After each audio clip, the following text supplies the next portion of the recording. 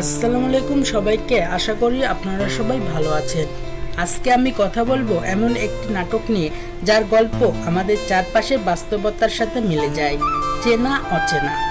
গল্পটা শুরু হয় কিছু সাধারণ আর হাস্যরত মুহূর্ত দিয়ে, কিন্তু ধীরে ধীরে বোঝা যায় এই হাসির আড়ালে লুকিয়ে আছে অনেক অজানা চাপ আর গোপন সত্য।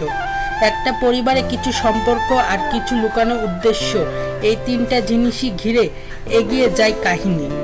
নাটকের আসল টান তৈরি হয় যখন বিয়ের বিষয়টা সামনে আসে। এখানে একদিকে থাকে ভালোবাসা, অনুভূতি, আর অন্যদিকে থাকে হিসাব নিকাশ আর ব্যক্তিগত স্বার্থ। একটা গুরুত্বপূর্ণ কথা এখানে খুব সুন্দরভাবে দেখানো হয়েছে, জীবনকে শুধু লাভ লোকসানের হিসেবে মাপা যায় না। এই নাটকের সবচেয়ে স্পর্শকাতর দিক হলো আয়রার অনুভূতি, যে যখন নিজের অতীত আর বাবা মায়ের স্মৃতির কথা ভাবতে গিয়ে থেমে যায়, সে মুহূর্তটা সত্যি মন ছুঁয়ে যায়। কাছের মানুষকে ভুলে যাওয়া নয়, কখনো কখনো মন ক্লান্ত হয়ে পড়ে। এই বিষয়টা খুব সুন্দরভাবে ফুটে উঠেছে।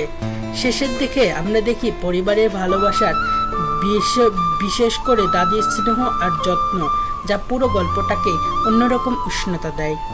এখানে একটা বিষয় পরিষ্কার, সত্যিকারের সম্পর্ক কখনো টাকার ওপর দাঁড়িয়ে থাকে না, দাঁড়িয়ে থাকে ভালোবাসা আর বিশ্বাসের ওপরে। চেনা অচেনা শুধু একটা নাটক না, এটা আমাদের জীবনের প্রতিচ্ছবি। কখনো খুব কাছের মানুষও অচেনা মনে হয়, আবার অচেনা কেউ হয়ে যায় সবচেয়ে আপন।